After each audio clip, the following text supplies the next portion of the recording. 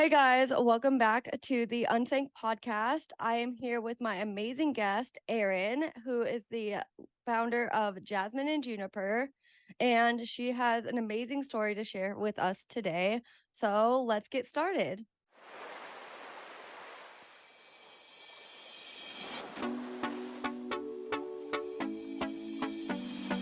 Hello, everyone, and welcome to the Unsank Podcast, the podcast that's all about staying afloat in the rocky waters of life. I'm your host, Lex, and I'm here to help you overcome whatever life throws your way. Each episode, we'll be discussing a new topic, from healing trauma to building confidence and rising above the waves, all with the goal of helping you become the badass you were always meant to be. So, if you're ready to take control of your life, then Unsank Pod is the podcast for you. Now, let's dive right in because we have some sailing to do. Hi, thanks for having me. Hi, Arin. How are you today? Doing great. Happy to be here. Oh, yay. Thank you. I'm so glad. So if you could just kind of get into your story a little bit. I know it's like crazy and there's like so much that goes into it. So just start wherever you want to start and let's get into it. Yeah, sure. So my mom and dad got divorced pretty early. I was about 2 years old, and he was struggling with drug addiction. Mhm. I didn't know that at the time, so that was probably the first traumatic event. It's amazing that I can remember being 2 years old and my dad leaving. I have this very clear memory of being in my house and looking out the living room window, and he actually walked by our house, Mhm. and I was like, Dad. And he didn't even look at me. Oh, It was like, I didn't even exist. And it was soul crushing, absolutely soul crushing, because I love my daddy so much. mhm. And, from there, my dad was in and out of NA for his whole life. Before he died about 6 years ago. And before he died, he had 14 years clean and sober. Oh my God. But that was after many, many attempts. So there was a lot of like, dad would be sober and he'd be like this great dad. And then all of a sudden he'd disappear. And if you've ever been in love with an addict, I think that's the hardest part, is like, they don't tell you, I'm going to go start using again. And so I'm going to turn into this like totally different person. You just never know when the ball's going to drop. Right. On top of that, my mom was like this super wild, crazy party girl. This was the 70s. I was born in 77. Mhm. So like when I say that, I remember being 4 or 5 years old and realizing that not everybody did white lines up their nose off their coffee table. Oh no, not the white line. Oh. That's Yeah. what everybody Yeah, table that's what looks like. everybody's doing. Yeah, totally normal. I've been there. I know.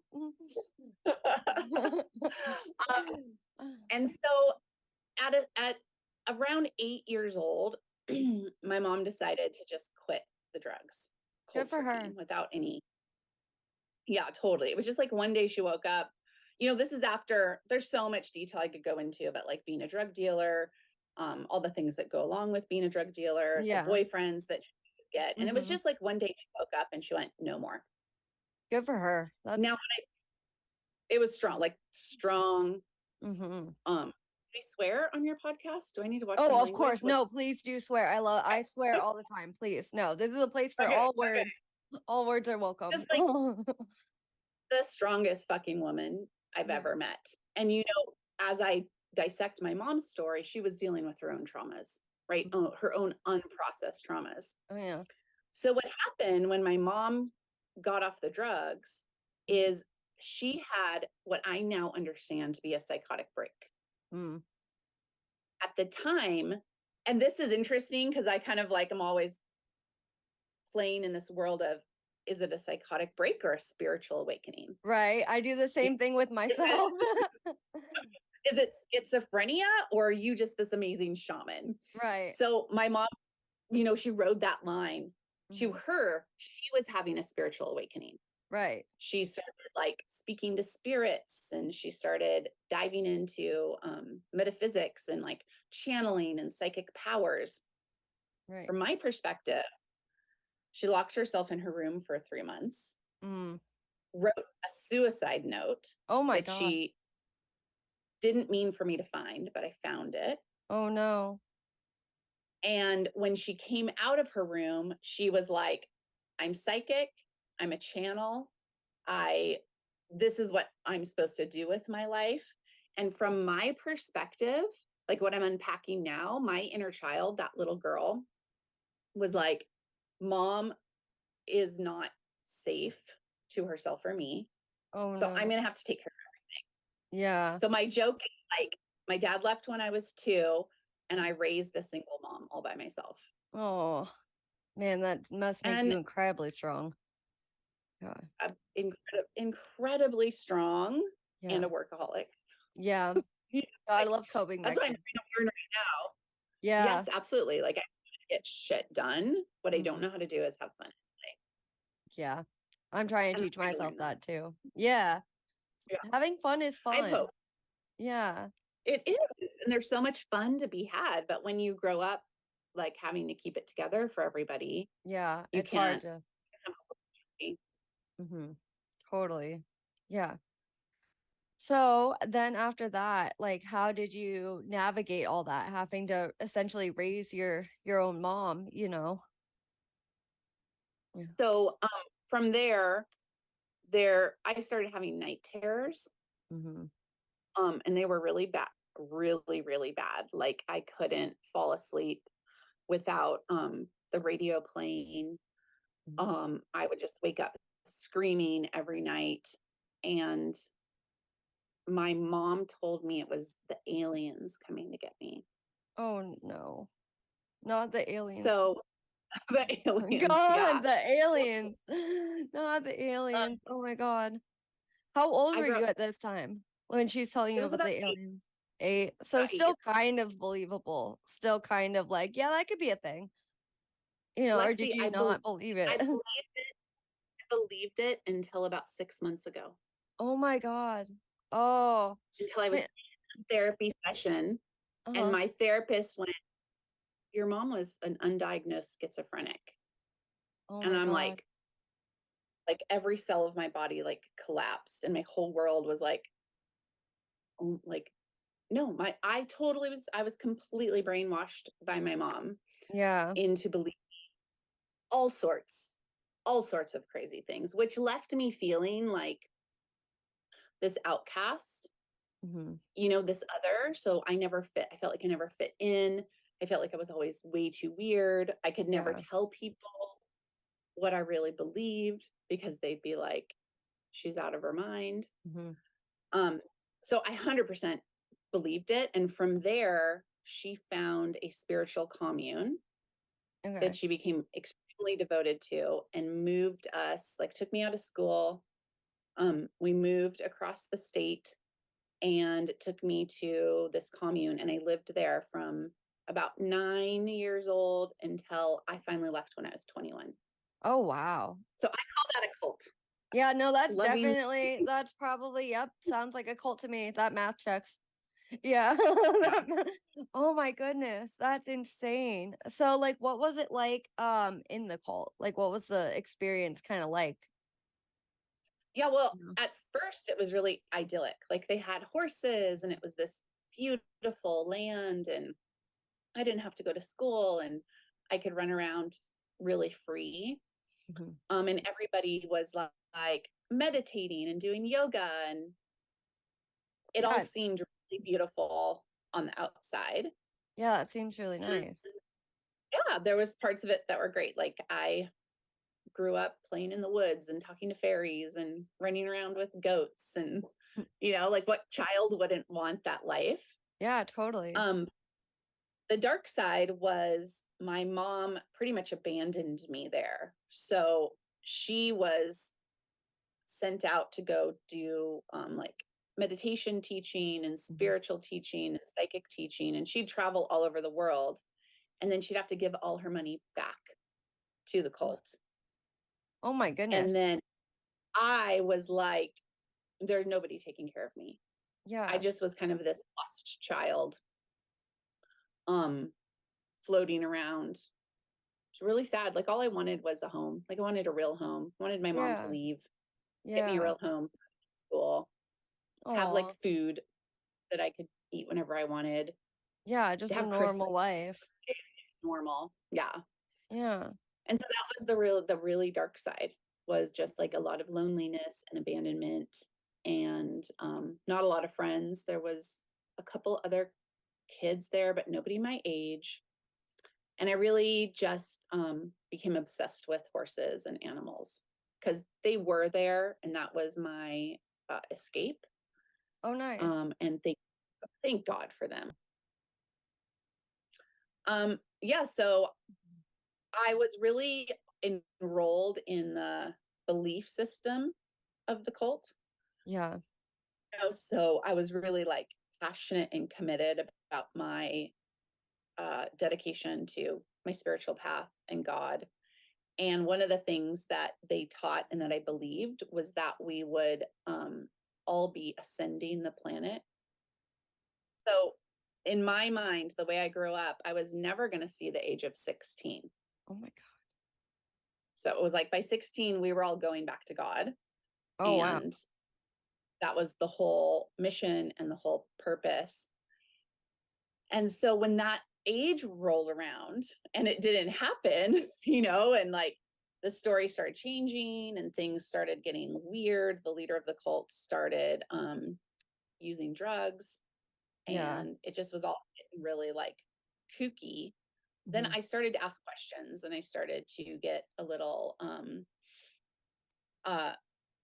I don't know, just combative, and like, Yeah. what's going on and about this. And they kicked me out at 16. Oh, wow. So you didn't leave, they kicked you out. They kicked me out, and Okay. they sent me to live out of state. They paid for my expenses for 6 months, kind of like, we'll give you a leg up. And Yeah. then I was on my own, Oh my. and I had to figure it out. And I had no education Yeah. because I was school. I had no money, no work experience, and I didn't have any social skills Yeah. because I had grown up thinking that I was like not going to be here, Yeah. and So why would already, you? yeah, like Yeah. I had no idea how to like make friends or interact with people or choose the right people Yeah. That's to. so hard. So of course I ended up in a crazy relationship with a drug dealer, Hmm. crackhead, Hmm. like the worst of the worst, Yeah. involved in a gang. And I Hmm. didn't even know that I was involved in a gang. And That sounds like something I would do. I had no idea until I was getting jumped by these girl gang members every time I would leave the house. Oh God. And it got to the point where I couldn't leave the house without getting jumped. So I Oh just went back to the cult. oh my gosh. And that's kind of their strategy. They're like, yeah, you don't like it here, go out into the world and see how you like it. But you're not Yeah. equipped with anything.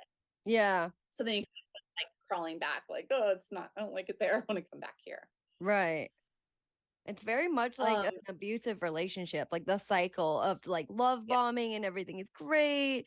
And then you see the dark side and then you leave. And then, like, I mean, when I was in my abusive relationship, getting out, it feels like your whole world's been turned upside down. And so you're just like starting over, and it's not easy to do that. So I can totally see where you would be inclined to go back. So no, that it's crazy how manipulative people just in general can be when it comes to your thought processes and how you process everything in your brain, really. It's so crazy. yeah, especially if you're dealing with a narcissist, Oh because yeah. I it's think you'd fun for have to be them. a narcissist to lead a cult. So I'm sure there were a bunch of narcissists in there. Yep. Mm-hmm. Yeah. Absolutely. And so I went back, Mm-hmm. but I could never quite fit back in. Mm-hmm. It's like I had seen too much, I'd gotten some distance. So there was a lot of friction between me and the leader. Mm-hmm. And at some point, we had a big argument. And this time I was like, I'm out of here. I'm gone. I got to go figure this out. So I left again, but my mom was still there. Oh. So I was working to get her to leave and get her to see, how bad it was. And just as I was like getting my life together, I had a job, a house, had a car. I was starting to get friends. I met a man who was charismatic and handsome and funny. Everybody loved him. Like on paper, he looked absolutely amazing and perfect. And we dated for 6 months, long distance, and it was great. Everything was amazing. Then he convinced me to move up to the town that he lived in. And I got there, and within 2 weeks, he started beating me. Yeah. And it was like, oh, what, like, what the fuck? Like, I just got out of this situation, and I'm right back in it. Yeah. And I got out of there a lot faster than some. Like, I was able to escape within about 3 months. And that was really mostly good. It was good. He was like holding me hostage. Oh. And I escaped the moment that I had the space to like get out the door. Yeah. The Wow. car. But what I've learned from all of that is like, if you are in any kind of abusive relationship, whether it's a cult or domestic violence or abusive parents, you have to get therapy like right away. Oh, you have to start your 100%. because you will just get like your brain, your addictive patterns, whatever it is, will just fall right back into the arms of it all over again. Yeah, 100%. That's pretty much why I'm doing this podcast, is because when I first left my abuser and everything, my brain just felt so like it didn't feel like my brain anymore, like all the gaslighting and everything. You kind of have to start over and just kind of like it's almost like a tangled, like your brain is like a tangled web of cords and you have to like untangle your brain again. And so, I don't know. I'm just trying to do this to help raise awareness and to help show support, because I know people need it. And, like you were saying, like when you got out of the cult and everything, you didn't have like the friends or the education or anything. So you didn't know, like people aren't educated on this kind of stuff. And so we have to be the ones that are going to bring it up and talk about it and educate people so that they know, like, this is what to look for. Like when you said that guy was all good on paper, like complete, that's how they are. And so you go into it and you think they're all great and it's sunshine and roses. And then you turn around and you're dating Satan, and it's just like crazy. It's absolute insanity and people don't know, and they need to know. No, right. Because I like replay it and I go, oh, that time he started telling me what to wear. That was a red flag. Yeah. Oh, that time he started commenting about my weight. Another red flag. Yeah. And they're people... so subtle. They're so subtle. Like... Yeah, and people don't know. They don't know to look for those little things. They think it's the big thing of him just like calling you a bitch or like some like insane blow up. And it is that totally, but it's also those little things because if you ignore those tiny little things that you think are insignificant in the beginning, it escalates until you're like, holy shit, how'd we get here? Like where'd this come from? And what you don't know is it was all there. You just didn't see it. So yeah. So now that or like after you got out and everything, what has your healing journey looked like since then? Like, what are you doing to heal? Like, how are you kind of processing everything and putting your brain back together and all that good stuff? Well, unfortunately, I got out of that relationship and I was 21. I'm 46 now. Yeah. And I didn't start my healing journey. I became depressed and anxious and I turned to drugs and alcohol. And I had a pretty long run of being like a crazy party girl who just didn't care. Like I didn't care if I lived or died. Yeah. Because nobody else did.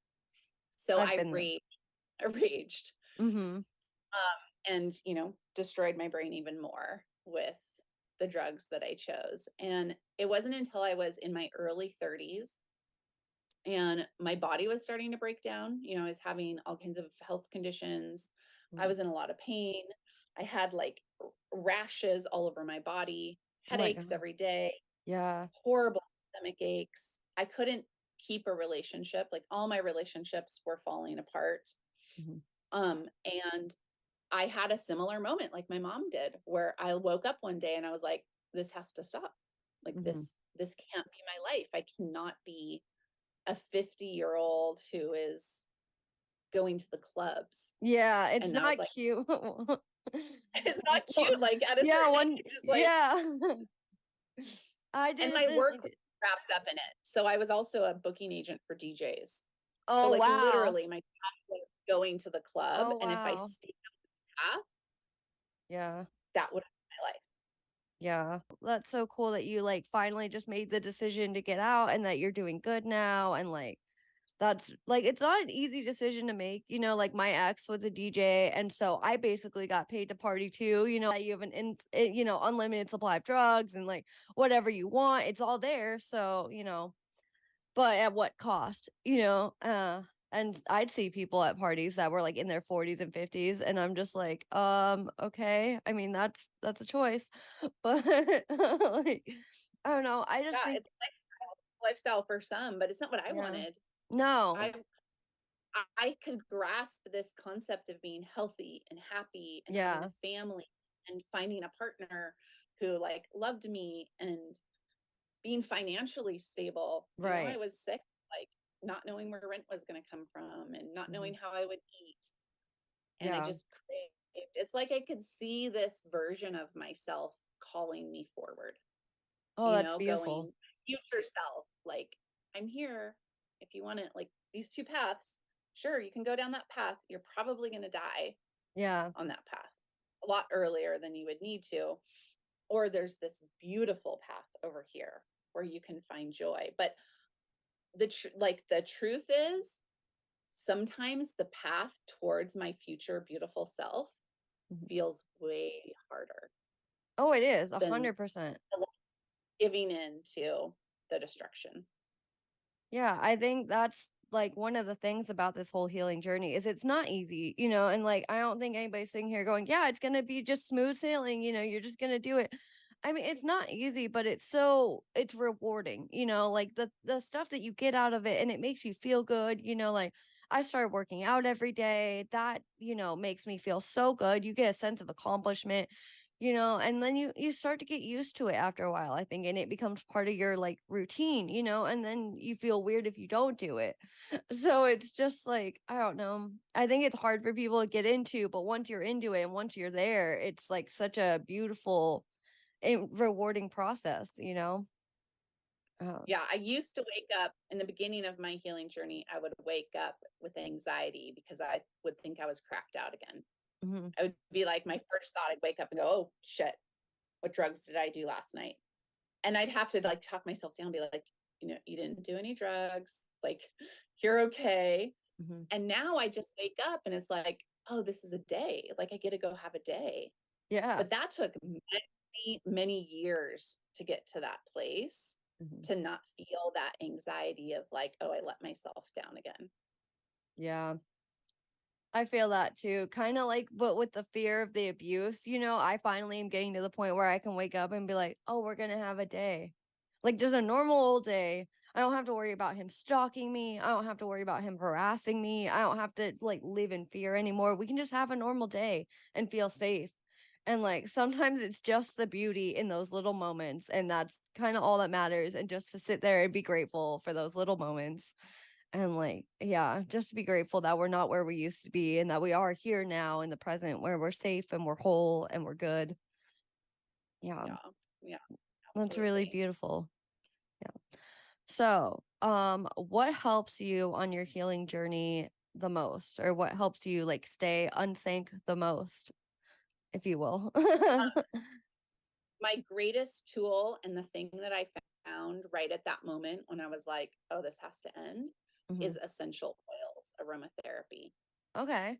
So my mom had actually always used essential oils, but I kind of was like, oh, whatever, that's your weird hippie Hmm. stuff. Yeah. When I was getting off the drugs, I rediscovered them in a new way, Hmm. and they were completely a part of my treatment plan, like approved by my mental health practitioner and everything. So I don't have a day go by where I don't lean on aromatherapy.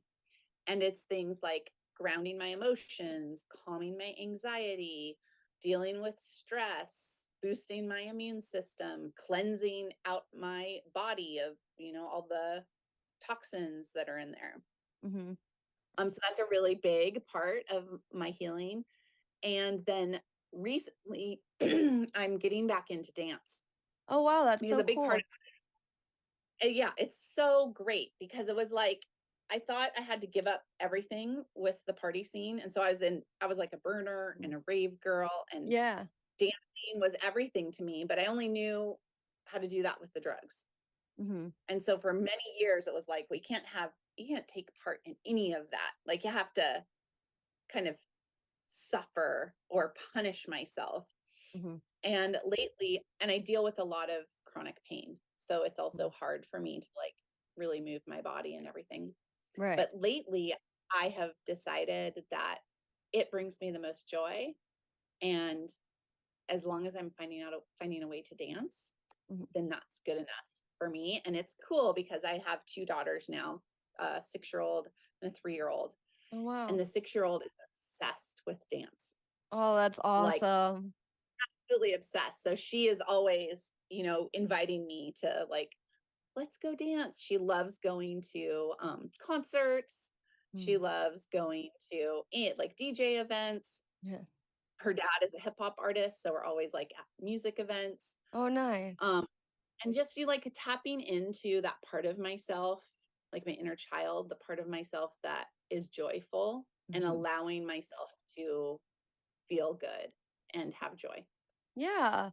100%. Yeah. That's so neat. I love dancing too. Like I've been doing a lot of research on healing, and I know that trauma can get trapped in your body, and so the dancing is a great way to work that trauma out of your body. And it's such a fun way too. My ex was also, in the scene and everything. And so I didn't go out or do any of that for years either. I was like firmly against it because I didn't want to like think about all that and be reminded. But then I just realized I freaking love house music.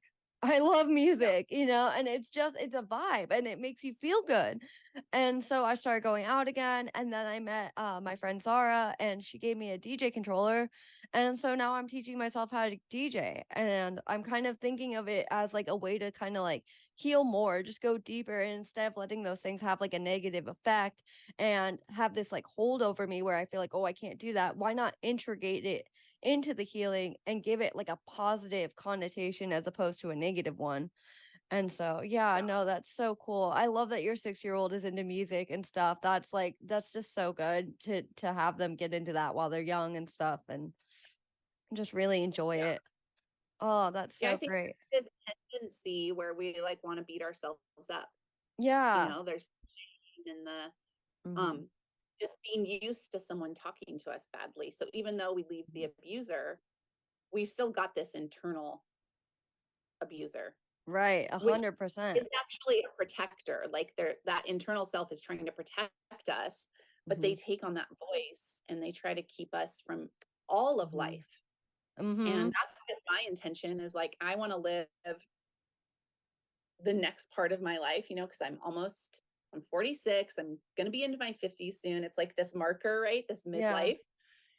And I want to live the rest of my life, like allowing myself to have joy and Yeah. allowing myself to follow all the threads of interest and creativity and play and like kind of try to calm that protector voice down. I know she's not going anywhere and she's important and she kept me safe when I was a little kid, but it's like the bitch needs to chill. Yeah, Right? exactly.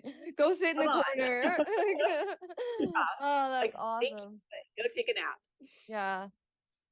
No, literally, I can still hear my ex like in my head. Like if I'm doing something that I know he wouldn't want me to do, I'd like hear him in my head. And now it's just like the second voice that I have of just like, don't do that. Why are you wearing that? Why would you And like I know he's not there. And usually I can tell myself, like, don't listen to that voice. That voice doesn't know what they're talking about. Just go sit in the corner. But it's just really funny how after years or like whatever of hearing that repetition, how it just sinks itself into your brain.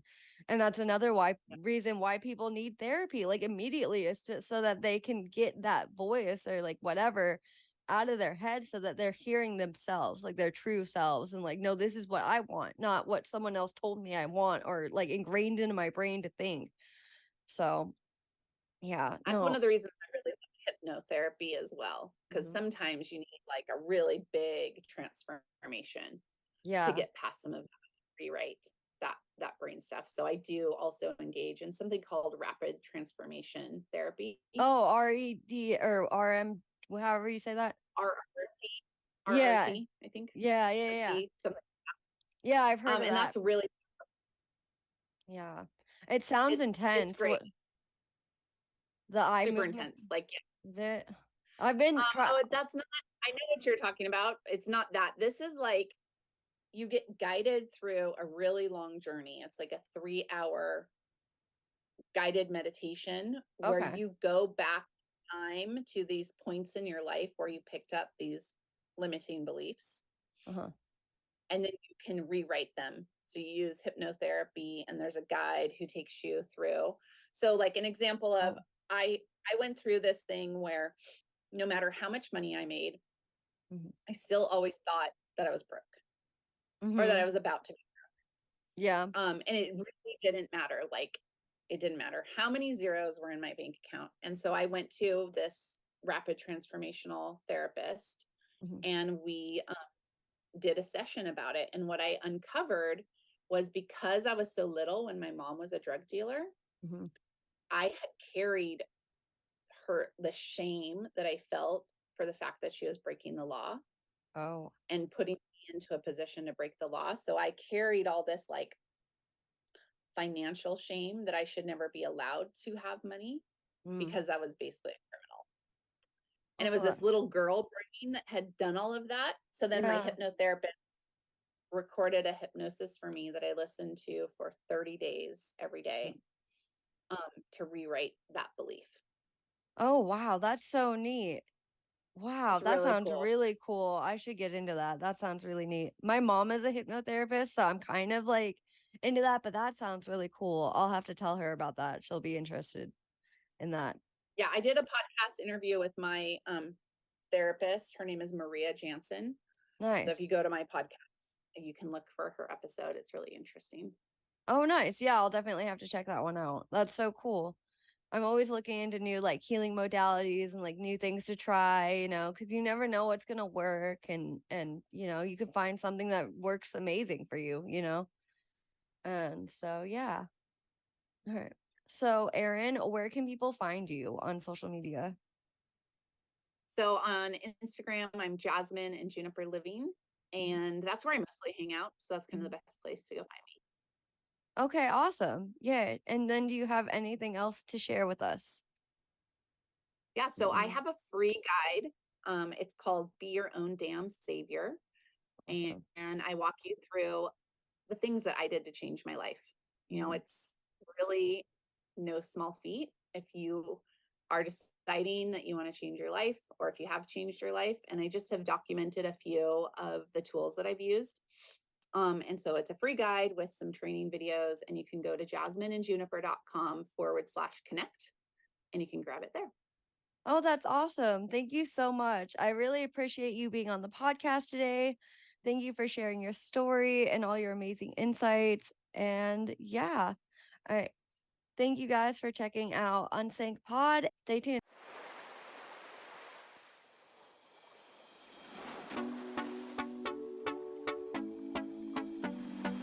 Thank you for joining us on this amazing episode of Unsank Pod. I hope that you found inspiration, healing, and the courage to rise above the waves of life.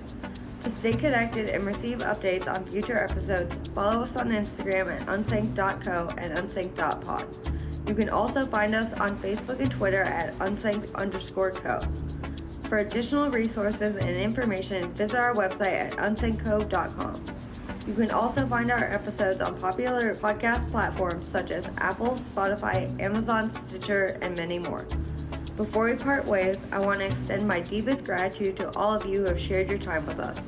Your openness and willingness to explore the path to healing have made this podcast truly special. Keep healing, keep growing, and keep spreading light to those around you.